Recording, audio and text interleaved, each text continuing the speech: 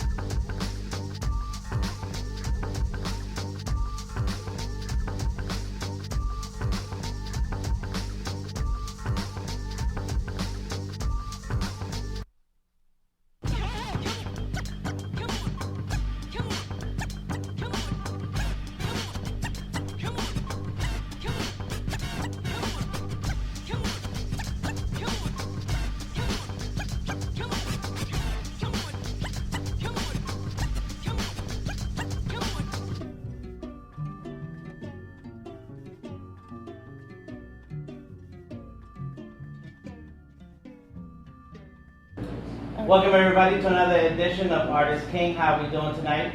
Good. We're doing good. That's right. We're doing great. That's right. Stay good. Awesome. It's the weather's gonna get cooler, so every time you come back here, it's gonna be cooler and cooler. All right. We want to thank everybody for coming through. Artist King is a series of art discussions panels where we talk about the business of art and how that affects the community and the artists. Our goal is to educate and share a lot of information that will enable each individual artist to take in those lessons and further their career along with the things they learn along the way. Check out artistking.org for more information on those panel discussions and events.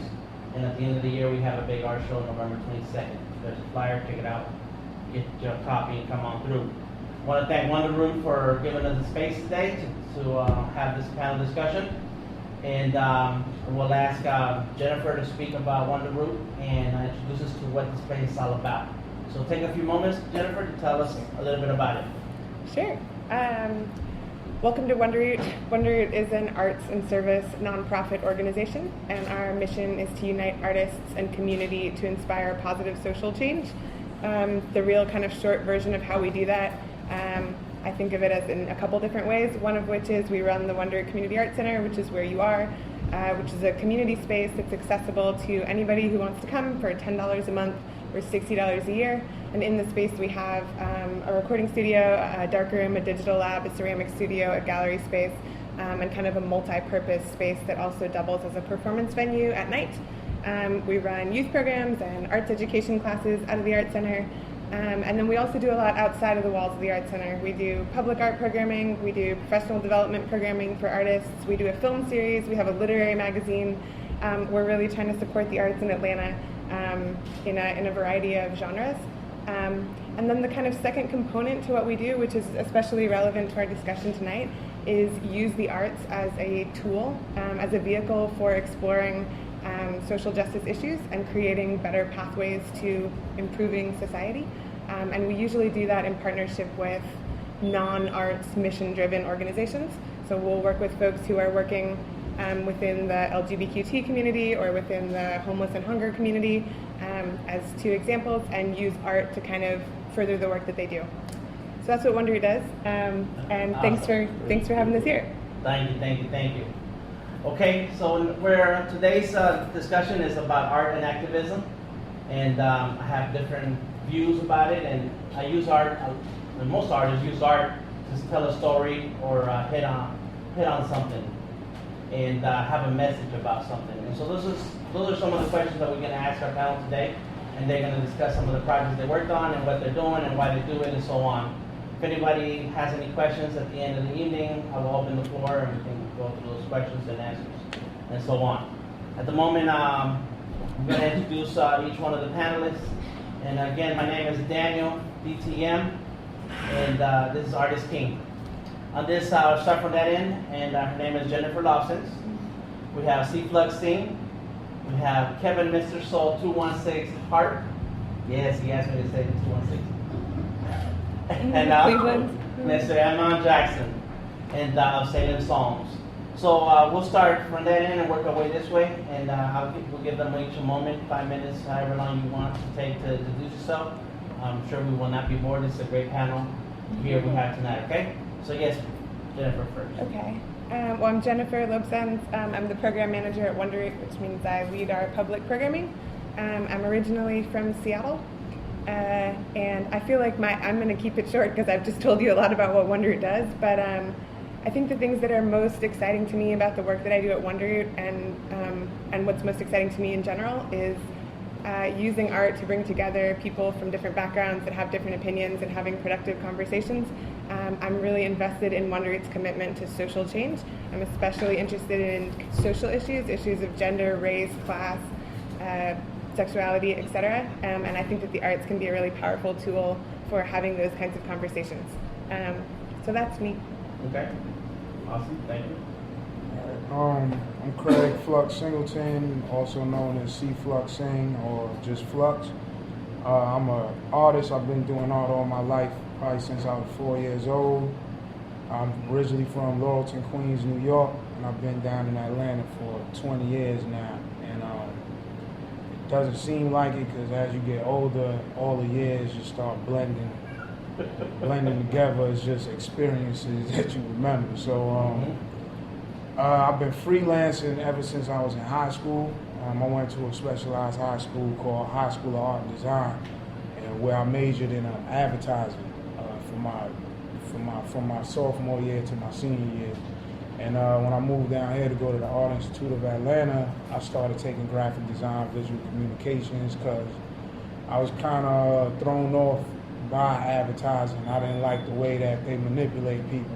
You know what I mean? You know, in advertising, you learn about marketing and just manipulating colors and how they put all the colorful cereals on the bottom so children could grab and all that. So I didn't really feel too comfortable about that, so I moved into just the design aspect, and it kind of helped me better express my own personal perspectives on life, and I started doing a lot of digital illustration, and so freelance wise I started doing graphic design, logos, layouts, and added the graphic illustration to it because illustration is my original first love. And on the side note, I'm also an MC, so I'm definitely heavily into hip hop, and that's also helped influence my perspective on life.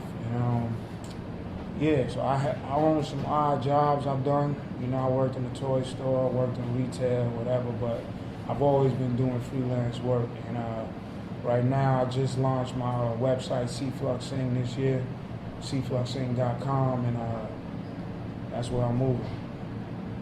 All right, thank you, sir. Yes, sir. Let's see here. My name is Kevin Hart, also known as Mr. Soul. I'm a graphic artist, illustrator, visualist, born and raised in Cleveland, Ohio.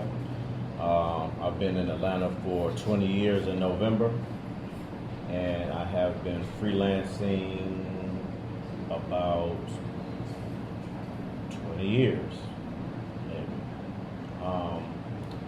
My background in art started when I was young, probably around the first grade that I could identify. I had a cousin who was into art, so Bruce Lee kung fu and comic books was what I was used to in terms of my artistic experience. And then I think by the time I got to the 4th grade, 5th grade, there was a culture born that we know as hip hop, and graffiti art was the artistic form of that culture. And I instantly gravitated towards Ramo and Beach Street, if anybody remembers Beach Street. I was Ramo. I was like the Black Ramo. So that pretty much drove my passion and interest in art. You know, I went on to attend Art Institute. Well, so that, and then at home in Cleveland, I had I think one of the main things that helped define me as an artist and my direction was I was always centered around other artists. So I was part of an elite graffiti crew where we had an elder who pretty much taught us everything, you know, how to still paint, art supplies, books, how to paint with those art supplies and read those books, and pretty much apply ourselves artistically in addition to what we already knew.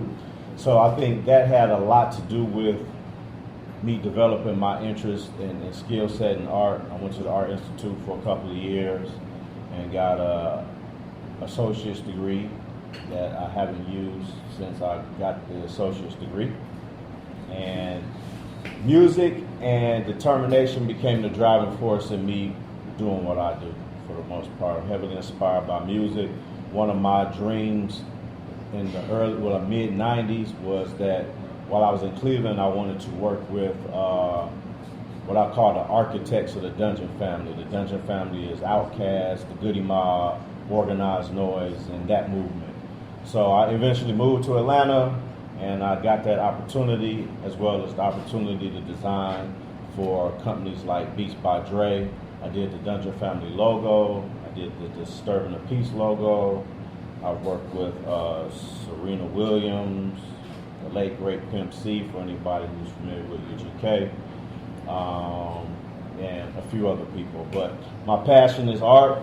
My passion is all things creative, and bonding with people through that medium. As Jennifer said earlier, I think art is the most important tool and medium to unite people of all backgrounds, because it don't matter what you look like, how much money you have. It's about an appreciation for a gift that is bestowed upon us by a higher power. So I feel like art in this journey is spiritual, and that's why it's a powerful tool to utilize for a proper cause. Thank you, sir. Your time. Great. My name is Amon Jackson. I'm originally from Massachusetts, and just gonna wing what we're talking about right now. I'm an entrepreneur. I'm a musician. I'm a producer. Do radio. Do all kinds of stuff.